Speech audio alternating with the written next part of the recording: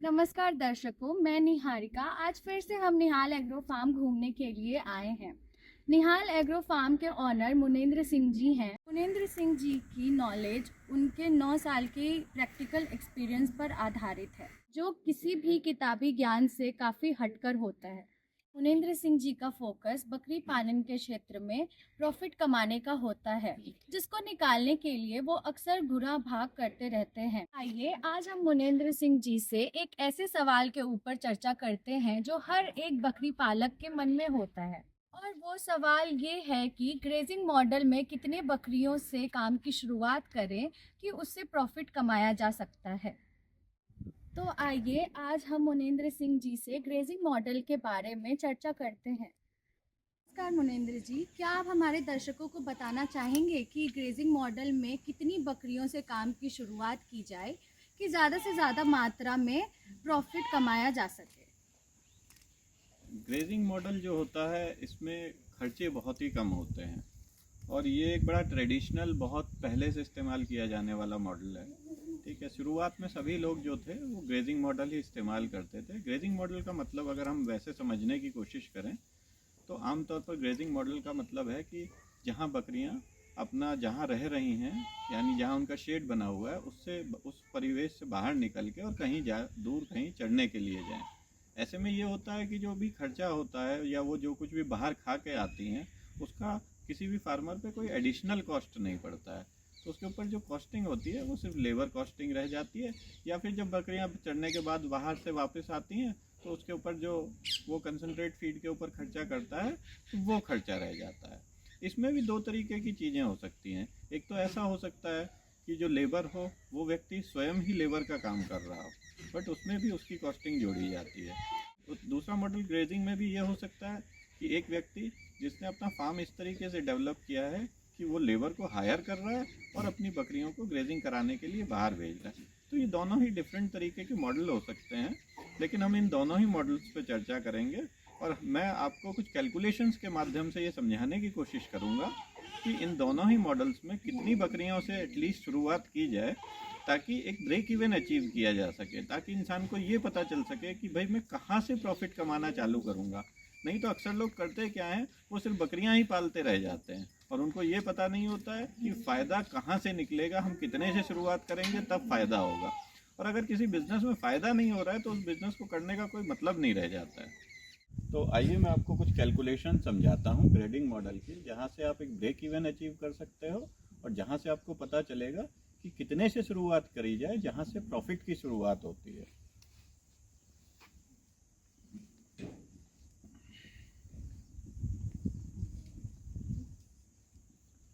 Grazing model, ठीक है।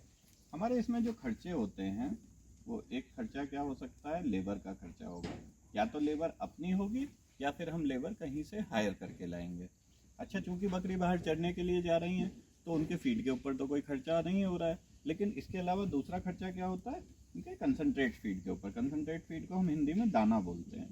तो मेजर खर्चे जो होते हैं वो ये दो होते हैं। इसके अलावा एक तीसरा खर्चा क्या हो सकता है, वो इनकी दवाइयों के ऊपर हो सकता है। दवाइयाँ, ये तो तीन इनके ऊपर जो रोजमर्रा के खर्चे हैं वो हो गए। इसके अलावा जो इनका इन्वेस्टमेंट होता है, मतलब जो इनकी खरीद होती है उसकी कीमत, जो भी बकरी की कीमत मानी जाए।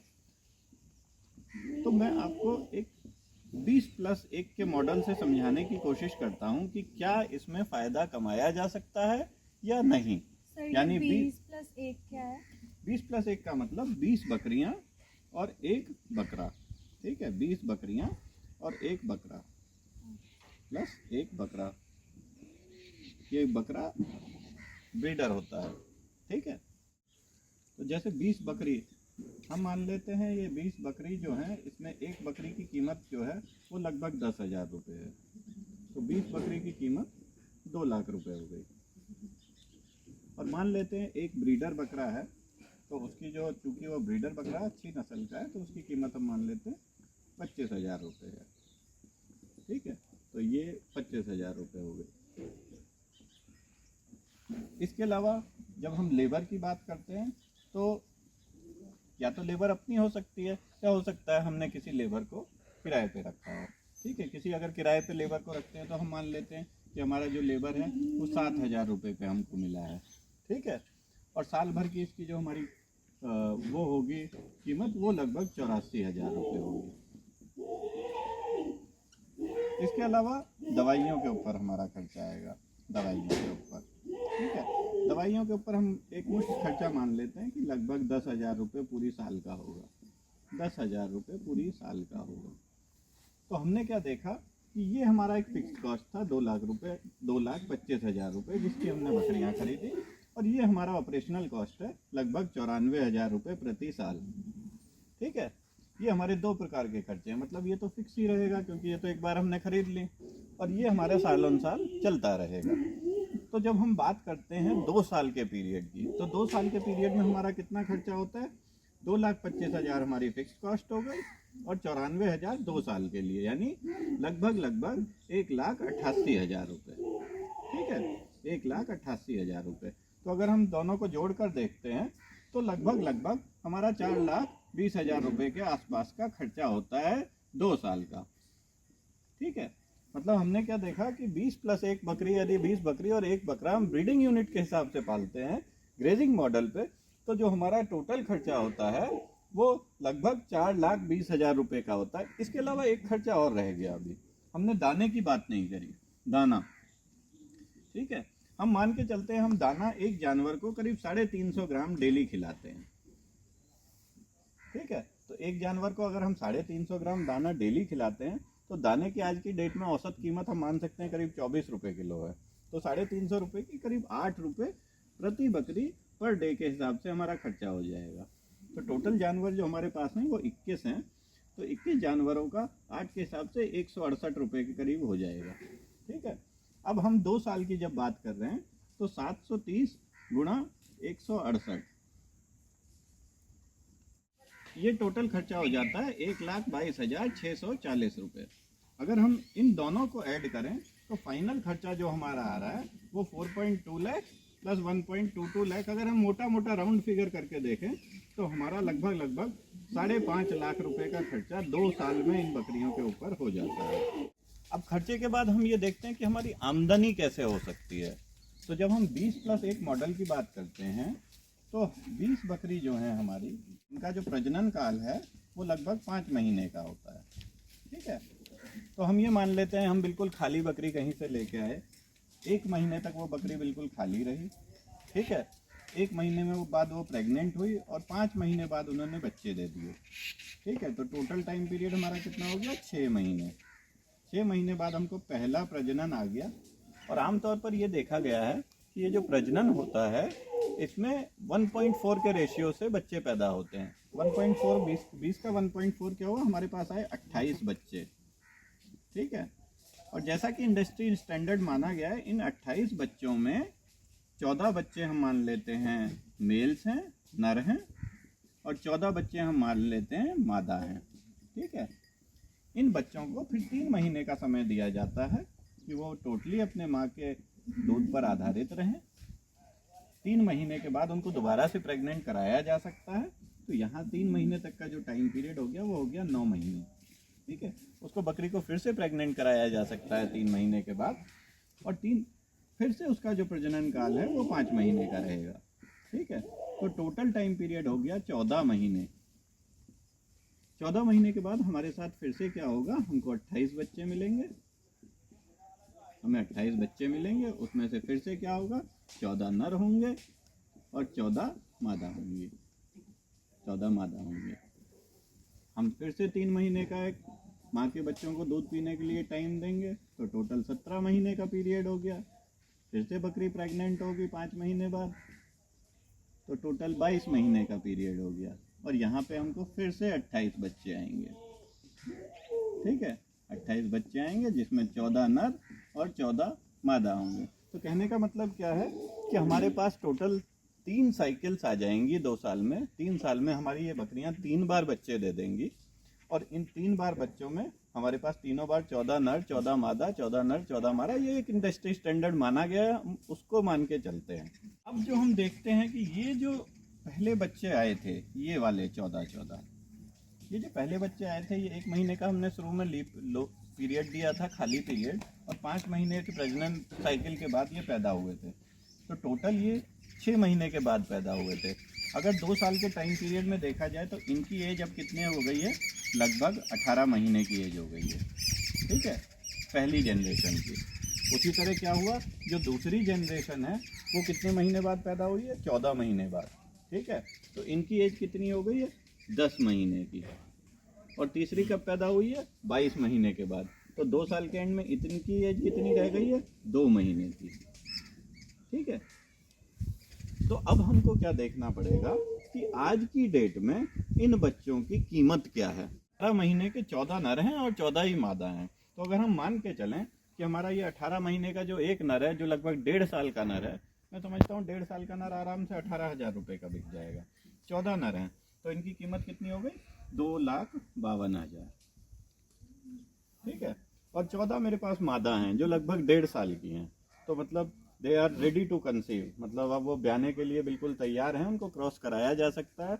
एक 18 महीने की जो मादा है वो 4 दांत आराम से हो जाती है और पूरा फिजिकली अपना बॉडी अचीव कर चुकी होती है, और ये आराम से इस समय ब्याने के लिए, कंसीव करने के लिए रेडी हो जाती है। तो इसकी कीमत कुछ भी नहीं होगी, तो 9,000 रुपये प्रति मादा होगी।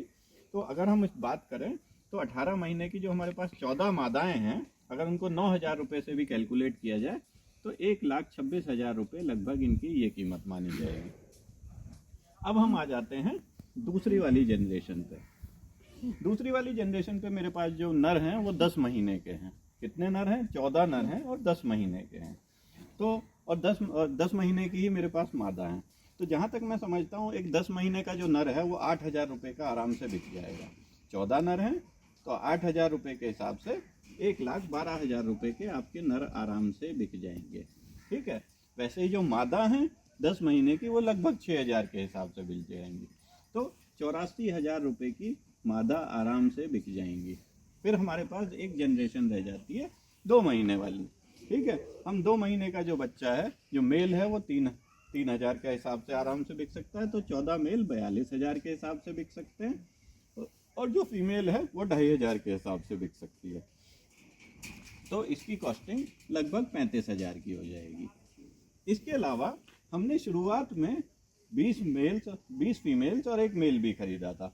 उस मेल को हम ये मान लेते हैं कि हमने जितने में खरीदा था शायद हम उतने में नहीं बेच पाएंगे, तो हमने उनकी कीमत शुरुआत में लगाई थी 10,000 रुपये। तो शायद हम 10 की जगह 10 में नहीं खरीद पाएंगे, हम मान लेते हैं उनकी कीमत लगभग 9,000 रुपये में हम बेच पाएंगे। तो 20 की जो कीमत बनी वो 1,80,000 रुपये बन गई, और जो हमारा नर था जो हमने 25,000 का खरीदा था वो हम मान लेते हैं 22,000 रुपये का। तो आज की डेट में अगर हम टोटल कीमत देखें तो टोटल कीमत इन सभी को जोड़ने के बाद निकल कर आएगी। तो ये जो सब कुछ मिला के टोटल खर्चा हुआ ये लगभग हुआ 8,53,000 रुपये। ठीक है सर, आप जो कैलकुलेशन बता रहे हो वो 2 साल के अंतर्गत का है, तो ये जो पहले जनरेशन के बच्चे हैं उनके खाने पीने में भी तो कुछ खर्चा आता होगा। बिल्कुल, उनके ऊपर भी बिल्कुल खर्चा आता है। हम लोग इसको अभी उसके अंदर ऐड करके दिखाएंगे। तो जब आप बात कर रही हो कि पहली जनरेशन के बच्चे, उनके ऊपर बिल्कुल खर्चा आएगा, लेकिन ये क्या है, ये ग्रेजिंग मॉडल है। तो ग्रेजिंग मॉडल में हमें चराने के ऊपर तो हमारा कोई खर्चा आ नहीं रहा, लेकिन हम इनको दाना जरूर खिलाएंगे। तो ये हमारे कितने बच्चे हैं, लगभग 28 बच्चे हैं। ठीक है, 6 महीने तक हम इनको कोई खास इनके ऊपर खर्चा नहीं कर रहे हैं, लेकिन लास्ट के 1 साल में जाके हम वाकई इनके ऊपर खर्चा करेंगे। तो यानी हम क्या करेंगे, इनके ऊपर 365 दिन खर्चा करेंगे इन 28 बच्चों के ऊपर। और हम कितने रुपए का दाना डेली खिलाते हैं, 8 रुपए का दाना। ठीक है, तो जब हम इसको बात करके चलते हैं तो ये लगभग हो गया कि लगभग 200 रुपये के करीब का लगभग डेली का खर्चा होता है। और जब हम 365 दिन की बात करते हैं तो इसमें लगभग मोटा मोटा एक 75,000 रुपये का खर्चा आ जाता है। तो ये 75,000 का खर्चा हम इस 5.5 लाख में ऐड कर देते हैं, प्लस 75,000, तो हमारा जो टोटल खर्चा आ जाता है वो लगभग 6,25,000 रुपये के आसपास का आ जाता है। और जो हमारी टोटल वर्थ आ रही होती है वो 8,50,000 रुपये के आसपास आ रही होती है। तो इस बात से क्या पता चलता है कि अगर व्यक्ति स्वयं एक लेबर रख के काम कर रहा है, ठीक है, एक चीज छूट गई इसमें, एक चीज़ क्या छूट गई कि जब ये बच्चे बढ़ने चालू हो जाएंगे, ठीक है, तो उसको एक लेबर और हायर करना पड़ेगा, तो हमको उस एक लेबर की कॉस्ट यहाँ पर और ऐड करनी पड़ेगी। तो हमने 7,000 रुपये लेबर की कॉस्ट ली थी, तो 84,000 रुपये हमारे और ऐड हो जाएंगे यहाँ पे। तो ये लगभग 84,000 ऐड होने के बाद 7,10,000 की कॉस्टिंग निकल के आ जाएगी। तो हम 7,10,000 रुपये खर्च करने के बाद, 2 साल के पीरियड की बात कर रहा हूँ, 7,10,000 खर्च करने के बाद हमारी जो टोटल कीमत आ रही है वो 8,53,000 रुपये के लगभग आ रही है। तो इसका मतलब क्या हुआ, हम कहीं ना कहीं एक प्रॉफिट की स्थिति में हैं। तो अगर इसको हम थोड़ा सा घटा और बढ़ा के देखेंगे तो हम ये देखेंगे, जो व्यक्ति ग्रेजिंग मॉडल इस्तेमाल करता है उसमें अगर वो 18 बकरियां पालता है एक मेल के साथ, तो वहाँ पर वो नो प्रॉफिट नो लॉस पर रहता है, ठीक है। ग्रेजिंग मॉडल में यदि आदमी ग्रेजिंग मॉडल की शुरुआत करे तो कम से कम 18 बकरी से उसे शुरुआत करनी चाहिए, और इस पे उसको नो प्रॉफिट नो लॉस होता है। देखिए, बिजनेस में एक बहुत सीधी सी चीज़ है, प्रॉफिट एक ऐसी चीज़ होती है बिजनेस में जो आपको मोटिवेट करती है। बाकी सारे फैक्टर्स ऐसे होते हैं जो इस पर्टिकुलर बिजनेस में आपके लिए नेगेटिव काम कर रहे होते हैं। आपके दोस्त आपको नेगेटिव कमेंट्स दे रहे होते हैं, आपके रिश्तेदार आपको नेगेटिव कमेंट्स दे रहे होते हैं, क्योंकि आप हो सकता है पढ़े लिखे लोग हो, तो लोग आपको ऐसे ऐसे ताने मार रहे होंगे जो एवरीथिंग एवरी जगह आपको हर जगह ना एक नेगेटिविटी फॉलो कर रहे होंगे। लेकिन ये प्रॉफिट अकेली एक ऐसी चीज़ होती है जो आपको अंदर से एक उत्साह दे रही होती है, अंदर से आपको एक प्रोत्साहन दे रही होती है।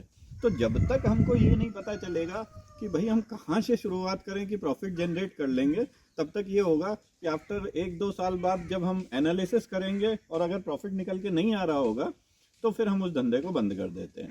तो जहाँ तक ग्रेजिंग मॉडल की बात है, तो ग्रेजिंग मॉडल में मेरी सलाह तो लोगों को ये है कि आप इस तरीके से खर्चों को और उनसे होने वाले आउटपुट को, उनकी एक वैल्यूएशन निकाल के देखो। हो सकता है मैंने यहाँ कुछ खर्चों की कीमत कम ली हो सकता है यहाँ मैंने बकरियों की कीमत कम ली हो। आपके क्षेत्र में बकरी की कीमत अलग हो सकती है, आपके क्षेत्र में लेबर की कीमत अलग हो सकती है, आपके क्षेत्र में माल बिकने वाले की कीमत अलग हो सकती है। तो आप उस हिसाब से कैलकुलेट करो और ये देखो कि आपका जब भी ये कीमत जो है ये इन खर्चों से ये कीमत ज़्यादा आएगी, उतनी फिगर से आप धंधे को स्टार्ट कर सकते हो। और अगर इन्हीं रेटों को लिया जाए कि 7,000 रुपये की लेबर मानी जाए, 10,000 रुपये की बकरी मानी जाए, तो लगभग 18 बकरियों से आप शुरुआत कर सकते हो।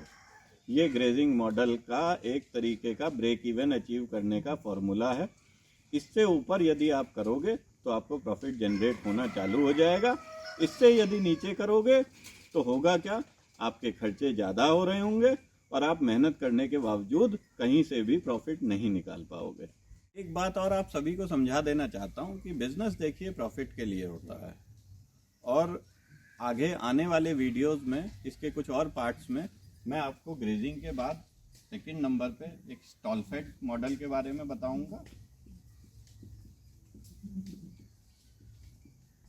और किसी तीसरे वीडियो में कोशिश करूंगा कि एक सेमी ग्रेजिंग मॉडल के बारे में बताऊं, सेमी ग्रेजिंग मॉडल के बारे में। यही 3 प्रकार के जो मॉडल होते हैं वो बकरी फार्मिंग में हमारे देश में आज की डेट में दिखाई देते हैं। तो मैं इन तीनों ग्रेजिंग मॉडल के बारे में मैं लगभग बात कर चुका।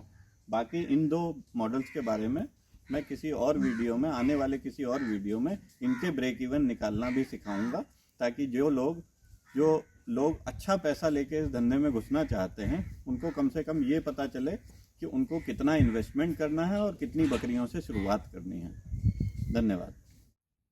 धन्यवाद दर्शकों। आशा करती हूँ कि हमारी इस वीडियो से आपको यह पता लग गया होगा कि ग्रेजिंग मॉडल में कितनी बकरियों से काम की शुरुआत करते हैं। तो हमारे इस चैनल को लाइक करें, कमेंट करें, सब्सक्राइब करें और ज़्यादा से ज़्यादा लोगों तक शेयर करें।